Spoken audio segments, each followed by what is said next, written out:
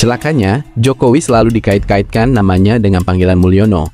Teka-teki mengenai tudingan Jokowi menggunakan ijazah Hari Mulyono dan ijazah Jokowi buatan Pasar Pramuka pun semakin menemukan sebuah titik terang.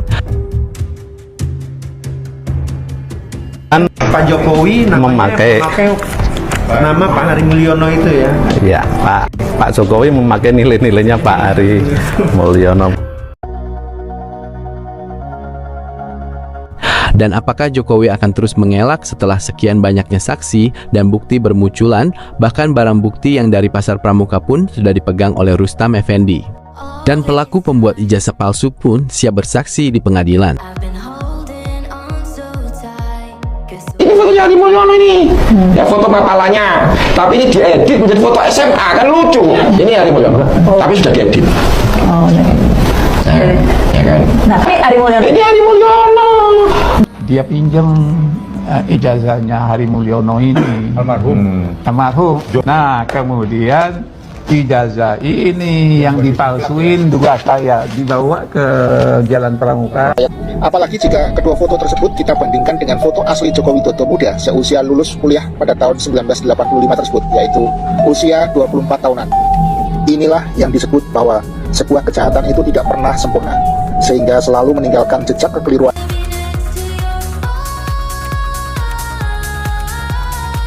Mari kita bahas satu persatu di video ini. Dan jangan dilewati cerita ini agar terungkap semua kebohongan dan manipulasi yang dugaannya dilakukan oleh Jokowi dan relawannya. Lalu kenapa warganet ada yang menjuluki Jokowi jadi Mulyono? Menurut kabar yang beredar bahwa Jokowi menggunakan ijazah Hari Mulyono, bahkan ada yang mengatakan bahwa foto di ijazah Jokowi adalah foto almarhum Hari Mulyono. Isu ijazah palsu Jokowi semakin berkembang liar dikarenakan Jokowi sendiri yang tidak mengambil langkah agar perdebatan di masyarakat mengenai tentang berkembangnya tuduhan dan fitnah ini berhenti. Justru Jokowi seakan membiarkan isu dan tuduhan miring tersebut, dan akhirnya berbagai tuduhan pun muncul hingga saat ini. Apakah ada kemungkinan mengenai Joko Widodo disebut Mulyono karena nama tersebut adalah nama pemberian lahirnya di Solo? Nama itu kemudian diganti oleh orang tuanya menjadi Joko Widodo karena ia sering sakit-sakitan saat kecil dan dianggap keberatan nama.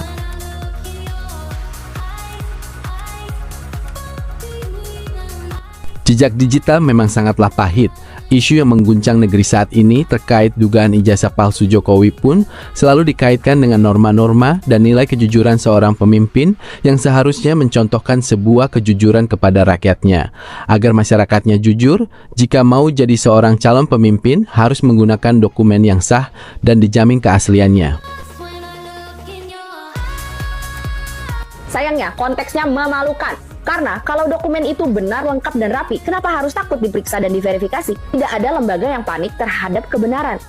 Yang harus kita ketahui mengenai ijazah Jokowi yang akan ditunjukkan ke masyarakat pun, Jokowi banyak drama dan harus melalui mekanisme yang sangat rumit, berani mengorbankan segalanya seperti pikiran, tenaga, dan materi yang tentunya sangat menguras, hanya demi satu lembar ijazah yang kata Jokowi asli. Menurut Jokowi, ijazah adalah sebuah harga diri yang sangat tinggi, sehingga mau menunjukkan ijazah pun harus mengerahkan relawan dan buzzernya untuk menghadapi lawan yang berseberangan.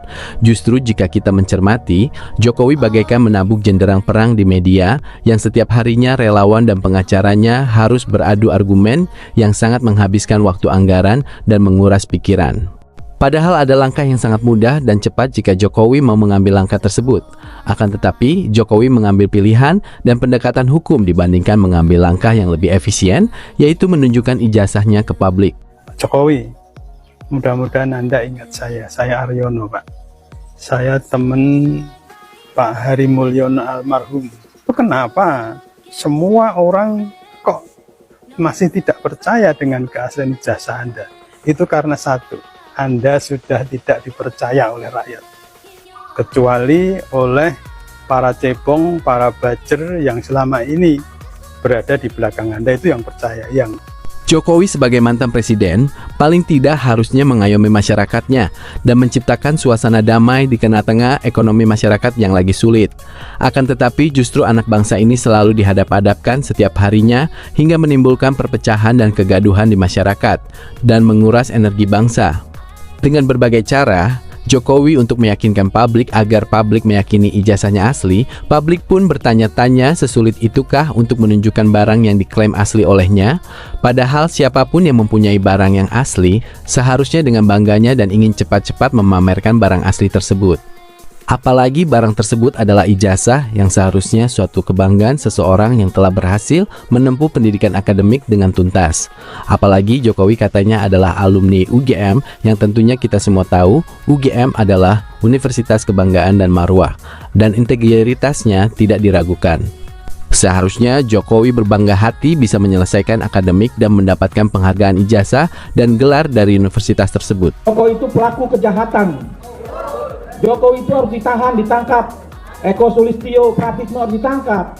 Saya, Kang Rijal dan Ibu Kurnia siap bertarung di pengadilan untuk membongkar ijazah palsu Jokowi yang dibuat oleh Eko Panjul. Jadi supaya rakyat tahu ijazah Jokowi ini dibuat oleh Eko, makanya tidak akan berani hadir. Dan saya selalu sebut nama Eko. Ada beberapa saksi yang menyatakan kepada saya bahwa dia ikut membuat bersama Eko. Hari ini juga ada Mbak Ita, terima kasih Mbak Ita hadir dan bisa bergabung dengan kami untuk membongkar ijazah palsu Jokowi, yang dimana kawan Mbak Ita juga mengakui kalau dia ikut bersama Eko. Terima kasih Mbak Ita, kami berjuang kembali. Ijazah ini dibuat 2012, ijazah ini dibuat. Saya temukan dan mengakui, bahkan orang yang tertinggi dari relawan itu kerjaan gue sama Eko. Artinya selesai barang ini dibuat di Pasar Pramuka. Palsu, 1000% palsu. Ijazah Jokowi itu dibuat oleh Eko Panjul, Eko kader PKI, aktivis PKI dari Solo. Udah dapat barang ini lah, siapa yang buat? Kira-kira seperti itu. Ini fotonya Hari Mulyono ini. Ya foto kepalanya, tapi ini diedit menjadi foto SMA, kan lucu. Ini Hari Mulyono, tapi sudah diedit. Oh ya. Ya kan? Nah, ini Hari Mulyono. Ini Hari Mulyono. Dia pinjam ijazahnya Hari Mulyono ini, almarhum. Nah, kemudian ijazah ini yang dipalsuin juga saya dibawa ke Jalan Pramuka.